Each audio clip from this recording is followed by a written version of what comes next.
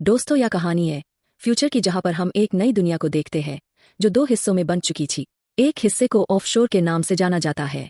इस हिस्से में सभी अमीर लोग रहते हैं और इनके पास जरूरत की हर चीज होती है। ये लोग अपनी मर्जी से कुछ भी कर सकते हैं, इन्हें फुल आज़ादी दी जाती है। जबकि दूसरा हिस्सा गरीब लोगों का है, जहां ना तो लोगों के पास खाने को भरपेट खाना है और ना ही रहने के लिए अच्छा घर। ये लोग झोपड़पट्टी में रहकर अपना गुजारा करते हैं और इनकी जिंदगी ऐशो आराम से दूर मुश्किलों से भरी होती है। लेकिन इस जिंदगी को बदलने का इन्हें एक मौका भी दिया जाता है, जिसके बाद ये लोग ऑफशोर का हिस्सा बन सकते थे। लेकिन इसके लिए इन लोगों को 20 साल का होना बहुत जरूरी होता है। 20 साल का हो जाने के बाद इन्हें एक सिलेक्शन प्रोसेसर से गुजरना होता है और ऑफशोर में रहने वाले लोग इस बड़ी आबादी में से सिर्फ 3% लोगों को ही चूज करते हैं जो ऑफशोर में रह सकते थे। बाकी बच्चे जो लोग सिलेक्ट नहीं हो पाते वो वापस स्लम एरिया में ही रहने आ जाते हैं और गरीबों में जीने लगते हैं। इसलिए हर कोई ऑफशोर में जाना चाहता था और फिर अनाउंसमेंट की जाती है कि 104 प्रोसीजर स्टार्ट होने वाला है। यानी इससे पहले 103 तक ये प्रोसेसर कंप्लीट हो चुका है।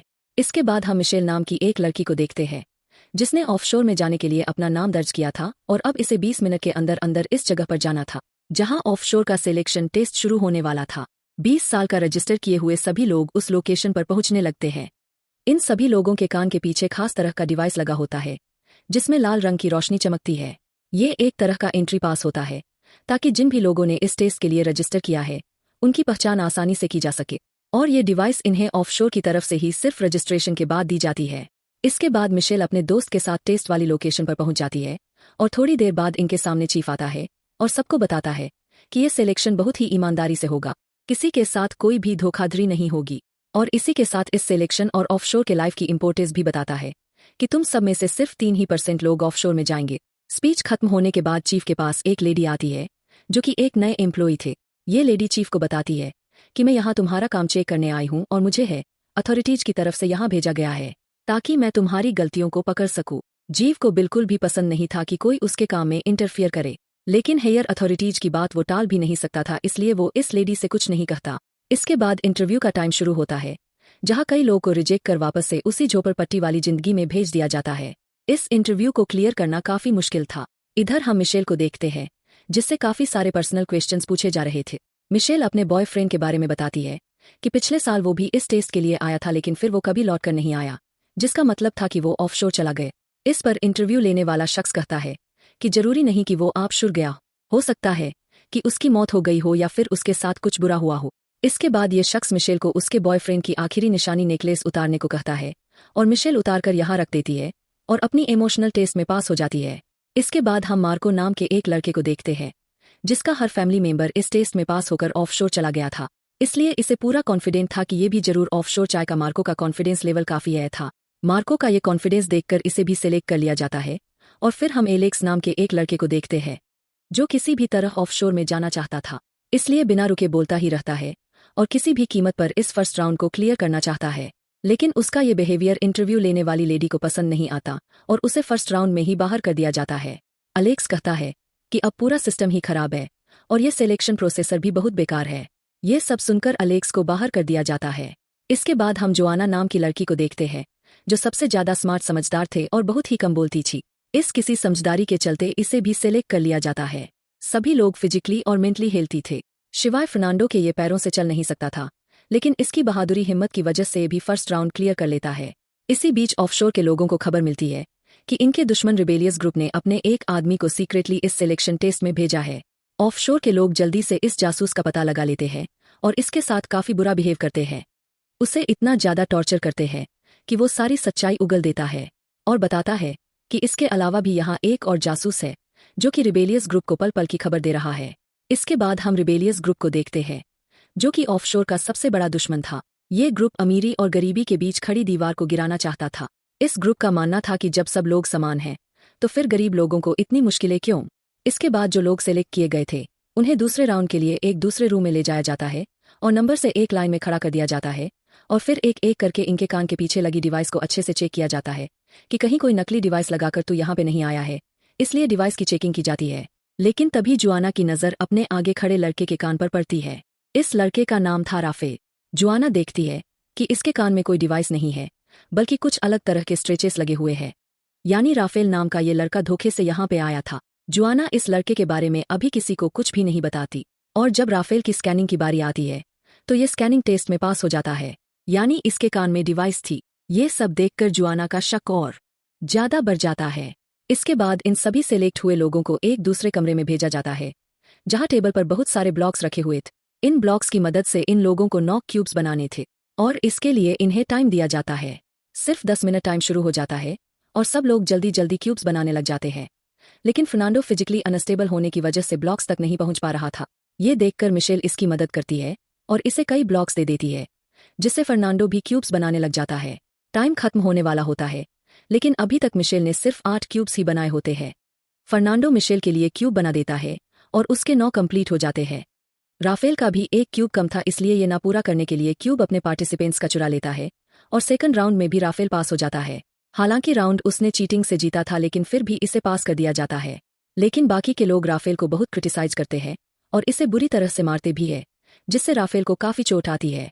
ये देखकर सबको अपनी गलती का एहसास भी हो जाता है, लेकिन जुआना उसे सिंपैथी नहीं जताते, बल्कि राफेल के पास आकर कहती है कि तुम्हें मेरी मदद करनी है, वरना मैं अथॉरिटी को तुम्हारा सच बता दूंगी कि तुम यहाँ धोखे से आए। इधर हम नई एम्प्लॉय को देखते हैं जो कि चीफ के काम को चेक करने आती है। ये किसी भी तरह से चीफ के काम में कमी निकालकर उसे इस पोस्ट से निकालना चाहती थी ताकि वो इस पोस्ट को हासिल कर सके। दूसरी तरफ हम मिशेल और उसके दोस्त को देखते हैं जिन पर ऑफशोर के एक एम्प्लॉय को शक हो गया था, इसलिए इन्हें चेक करने के लिए अपने साथ ले जाती है और कहती है कि तुम दोनों में से कौन रिबेलियस ग्रुप के साथ है। अगर किसी ने एक्सेप्ट नहीं किया तो दोनों मारी चौके। जब ये एम्प्लॉय रूम से बाहर जाती है तो मिशेल अपनी दोस्त से कहती है कि हमें इसे मारना होगा। इसलिए जब एम्प्लॉय आती है तो मिशेल के दोस्त उस पर अटैक कर देती है, लेकिन मिशेल खुद ऐसा नहीं करती क्योंकि वो अपनी दोस्त को फंसाकर खुद बचना चाहती थी। मिशेल ही रिबेलियस ग्रुप की मेंबर थी। इसकी दोस्त मारी जाती है और मिशेल अगले राउंड में चली जाती है। यहाँ पर हमें पता चलता है कि पिछले साल यहाँ उसका बॉयफ्रेंड नहीं बल्कि भाई आया था। अब वो सही मिलने के लिए यहाँ आई है और साथ ही गरीबी अमीरी का भी फर्क मिटाना चाहती है। इसके बाद हम फर्नांडो को देखते हैं जहाँ हमें इसके पास्ट के बारे में पता चलता है। फर्नांडो के पैरों में बचपन से ही प्रॉब्लम थी और इसके डर ने इसका शुरू से बहुत ध्यान रखा। फर्नांडो के फादर ने ही इसे ये यकीन दिलाया था कि तुम टेस्ट को पास कर सकते हो और फिर जब तुम ऑफशोर जाओगे तो तुम्हारा इलाज हो जाएगा, तुम अपने पैरों पर खड़े हो सकोगे और एक अच्छी जिंदगी भी तुम्हें मिल जाएगी। इसके बाद फर्नांडो का फिजिकल टेस्ट किया जाता है। डॉक्टर इसके पैरों को टेस्ट करने के लिए सुई चब होती है जो कि फर्नांडो को फील होती है। आज फर्नांडो को पहली बार दर्द महसूस हो रहा था। डॉक्टर कहती कि अगर तुमने सारे राउंड्स पास कर लिए और तुम ऑफशोर के लिए सिलेक्ट हो गए तो ऑफशोर में तुम्हारे पैरों का इलाज हो सकता है, तुम चल सकते।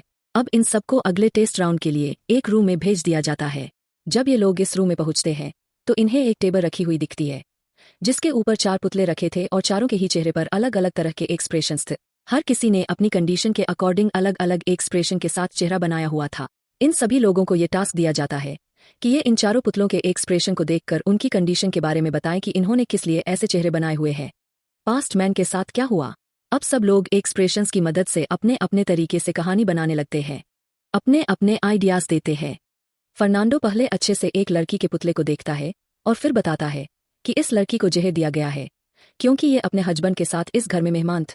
दरअसल इस औरत का रिलेशन इसके पास रखे आदमी के साथ था जिसके घर में ये मेहमान बनकर आए थे, लेकिन इस आदमी की बीवी को इनके अफेयर के बारे में पता चल गया और उसने इस औरत को जहर दे दिया।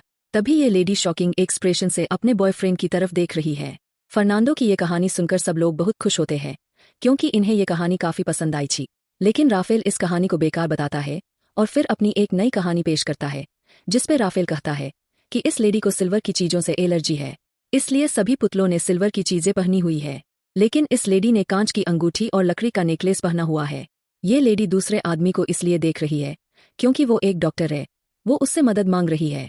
ड्रोन में जब ये लोग चेक करते हैं तो वहाँ ह्यूमन बॉडी के डायग्राम्स रखे होते हैं, यानी ये आदमी सच में डॉक्टर था, लेकिन राफेल ने जो कहानी बताई थी वो लेडी के एक्सप्रेशन से मैच नहीं हो रही थी।